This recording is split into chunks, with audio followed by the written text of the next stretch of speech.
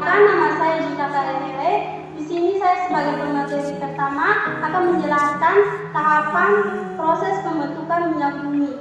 Tahapan pertama itu pemasakan di sumber batu.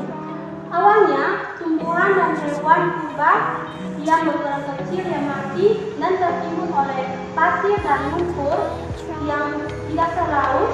Timbunan tersebut mengendam puluhan tahun membentuk sebuah lapisan batuan yang kaya akan zat organik dan disebut sebagai lapisan endapan. Ada juga yang mengistilahkannya sebagai batuan sumber dan batuan induk. Dalam endapan batuan yang terbentuk tidak terdapat cukup oksigen untuk melakukan proses pembentukan materi organik di dalamnya secara sempurna. Karena jumlah oksigen yang sangat sedikit, bakteri akan mulai melakukan penguraian perlahan-lahan molekul demi molekul materi yang kaya akan nitrogen dan karbon. Materi yang kaya akan nitrogen dan karbon mengalami tekanan dan suhu yang tinggi, dan mengalami proses destilasi yang menghasilkan minyak bumi dan gas bumi. Kalian bisa menyebutnya dengan pemasakan batuan di sumber. Sekian dari penjelasan saya. Terima kasih. Halo, perkenalkan nama saya Keisha Nutrumisae. Di sini saya akan menjelaskan mengenai tahap kedua dari pembentukan minyak bumi. Nah, yang tahap kedua di sini adalah migrasi. Setelah minyak bumi terbentuk, seiring dengan berlalu waktu yang begitu lama, biasanya minyak dan gas bumi ini tersebut akan berpindah atau bermigrasi. Nah, bermigrasi keluar dari lapisan batuan sumbernya. Adanya gravitasi memaksa bumi untuk bergerak keluar dari batuan induk menuju ke permukaan. Proses migrasi ini biasanya berlangsung selama jutaan tahun. Bahkan untuk bergerak beberapa kilometer ke atas bisa memerlukan waktu jutaan tahun lamanya. Migrasi ini tergantung pada sifat dari batuan yang dilewati dan ada tidaknya jalur migrasi ke atas. Itu yang dapat saya sampaikan. Sekian dan terima kasih. Perkenalkan, nama saya Gita Kalehere. Di sini saya akan sebagai pemateri ketiga akan menjelaskan proses pembentukan minyak bumi tahap ketiga, yaitu mengumpul di batu reservoir. Migrasi atau mengalirnya minyak akan kemudian terkumpul di batuan reservoir atau penyimpangan yang berupa batuan pasir atau batu kapur berpori. Minyak bumi tersebut kemudian disimpan dalam pori-pori batuan terus-menerus. Tahapan proses pembentukan minyak bumi ini sama seperti ketika kita melihat spons atau kanebo yang berhasil menyerap air. Sekian dari penjelasan saya. Terima kasih. Perkenalkan, nama saya Jennifer Leda. Di sini saya akan menjelaskan terjebak. Tahap selanjutnya pembentukan minyak bumi adalah tahap terjebak. Untuk menjaga agar minyak bumi dan gas bumi terus berada pada batuan reservoir memerlukan batuan kedap, disebut dengan kaprok, di bagian atas atau sekelilingnya. Batuan kedap mencegah minyak bumi dan gas untuk terus bermigrasi ke permukaan bumi. Jika batuan kedap ini tidak ada, maka minyak bumi dan gas bumi akan keluar ke permukaan sebagai rembesan minyak bumi gas. Asal teman-teman tahu, banyak sekali fenomena rembesan kadang-kadang membentuk minyak seperti yang ada di Venezuela. Halo, selamat siang. Perkenalkan, nama lengkap saya Jenny Maria Kune. Teman-teman bisa menyapa saya dengan Jenny. Saya dari kelas 11 IPA 4. Di sini saya akan menjelaskan tentang fotosintesa ganggang. Ganggang adalah biota laut yang penting untuk memproduksikan minyak bumi karena secara alami minyak bumi dihasilkan dari proses fotosintesa ganggang. Adapun tumbuhan tingkat tinggi lainnya yang bisa menghasilkan minyak bumi, akan tetapi ganggang lebih cenderung memproduksi gas daripada minyak bumi. Sekian dari presentasi saya, terima kasih banyak. Saya Geraldino akan menjelaskan materi saya tentang pembentukan batuan induk.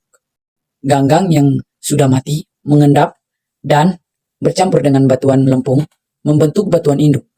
Nah, batuan induk ini mengandung unsur karbon yang tinggi atau disebut high total organic carbon. Akan tetapi, tidak semua cengkungan bisa menjadi bahan induk. Oleh karena itu, dibutuhkan proses yang sangat spesifik. Terima kasih. Perkenalkan, nama saya Juliane Istania Voldelina Serang. Di sini saya akan menjelaskan tentang proses pengendapan batuan induk. Sebelum saya masuk ke gambar, saya sedikit menjelaskan tentang proses pengendapan batuan induk. Proses pengendapan batuan induk melibatkan pengendapan partikel-partikel mineral dan bahan organik dari air atau angin. Proses ini terjadi dalam jangka waktu yang panjang dan menghasilkan akumulasi lapisan yang kemudian dapat mengalami tektonik dan transformasi menjadi batuan sedimen melalui kompakasi dan litifikasi. Oke, baik teman-teman, di sini kita akan masuk pada gambar. Batuan induk ini kemudian tertimbun selama jutaan tahun bersama batuan lainnya. Salah satu batuan yang menimbun batuan induk yaitu batuan sarang, di mana batuan ini terbentuk dari batu gamping, pasir, dan batuan vulkanik, yang tertimbun bersamaan menyebabkan timbulnya ruang berpori.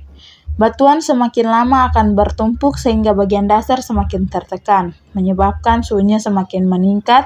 Minyak bumi terbentuk pada suhu 50 derajat sampai 180 derajat Celcius.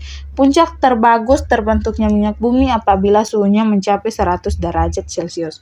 Saat suhu meningkat karena penambahan penimbunan, maka terjadi juga pemanasan karbon yang akan mengubahnya menjadi gas. Perkenalkan, nama saya Ingrid Bermau dari kelas 11 IPA 4 kelompok 2 akan menjelaskan tentang tahap kedua hasil penyulingan. Nah, tahap selanjutnya adalah proses kristalisasi. Proses kristalisasi terjadi antara pemisahan produk-produk melalui perbedaan titik cairnya. Misalnya dari pemurnian solar melalui proses pendinginan, penekanan, dan penyaringan akan diperoleh produk sampingan yang berupa lilin. Tahap selanjutnya adalah pemisahan dari kontaminasi. Pemisahan dari kontaminasi terjadi karena pada proses pengolahan tahap pertama dan tahap kedua sering terjadi kontaminasi atau pengotoran. Nah, kotoran-kotoran ini harus dibersihkan dengan cara menambahkan soda kaustik atau NaOH, tanah liat, ataupun proses hidrogenasi. Baik, sebelum menutup presentasi, saya akan menyimpulkan materi yang kami presentasikan hari ini. Nah, proses pembentukan minyak bumi. Seperti yang sudah dijelaskan tadi, proses tersebut terbagi menjadi 4 tahap. Di mana tahapan pertama yaitu jasad relik berupa tumbuhan atau hewan mati tertimbun di dalam pasir serta lumpur. Nah, timbunan pasir atau lumpur mengalami proses pengendapan dalam waktu yang sangat lama selama berjuta-juta tahun. Nah, dari pengendapan tersebut dapat menghasilkan materi yang kaya akan oksigen dan hidrogen. Nah, karena adanya tekanan yang tinggi dan suhu yang tinggi, maka terjadilah proses distilasi sehingga menghasilkan minyak bumi dan gas alam. Nah, apa itu proses distilasi? Proses distilasi adalah proses pemisahan bahan-bahan kimia berdasarkan kecepatan penguapan bahan tersebut. Setelah melalui proses distilasi, materi tersebut berkumpul atau bermigrasi ke daerah penyimpanan atau batuan reservoir. Nah, agar materi berupa minyak bumi dan gas alam tetap berada di daerah penyimpanan atau batuan reservoir, maka memerlukan batuan kedap.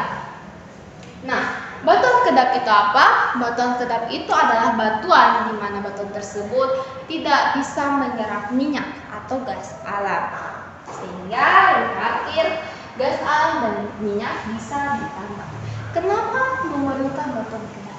Nah, jika tidak ada batuan kedap, maka ketika ditambang minyak akan meremas. Oleh karena itu penting adanya batuan